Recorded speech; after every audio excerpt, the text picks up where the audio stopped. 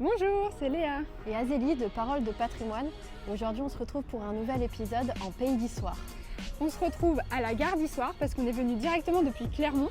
Que vous soyez clermontois ou d'ailleurs, ce qui est cool avec Issoire, c'est que c'est directement accessible en train et vous pouvez venir y passer la journée, vous verrez, il y a plein de choses à faire.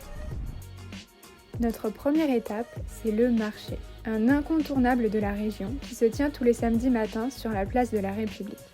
Là, c'est la farandole de couleurs et de saveurs, avec les fruits et légumes, les olives, le bon fromager, avec mention spéciale pour le Saint-Nectaire, vous connaissez.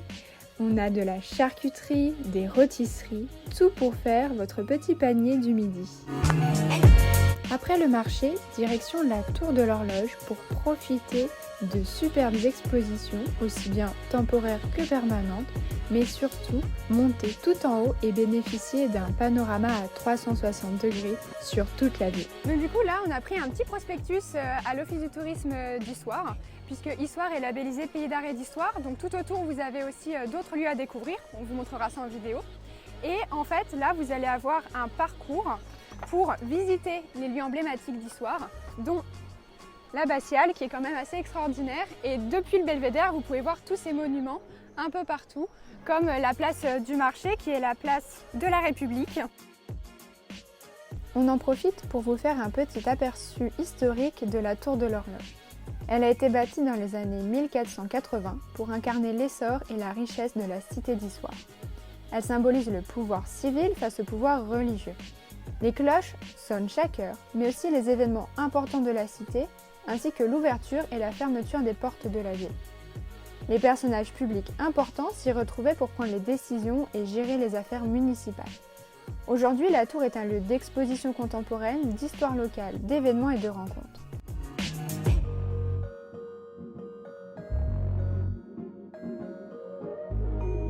Nous, on a adoré déambuler dans les différentes salles et découvrir son architecture contemporaine qui vaut à elle seule la visite. On vous laisse la surprise des expositions à découvrir et on se retrouve directement dans Issoire.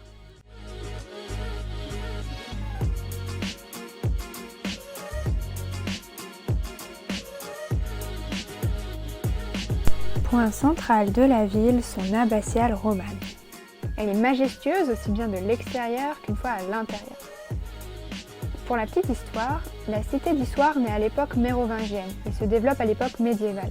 Elle devient ensuite une importante cité administrative et judiciaire au XVIIe siècle, dont nous retrouvons la Tour de l'Horloge, pour exemple. La cité fut ensuite reconstruite après les guerres de religion et marquée par le développement industriel au XIXe et XXe siècle.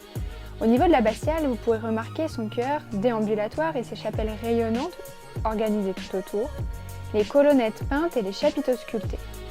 On ne sait plus où donner de la tête avec toutes ces couleurs et ces détails. Et regardez-moi cette grandeur, j'apparais comme toute petite.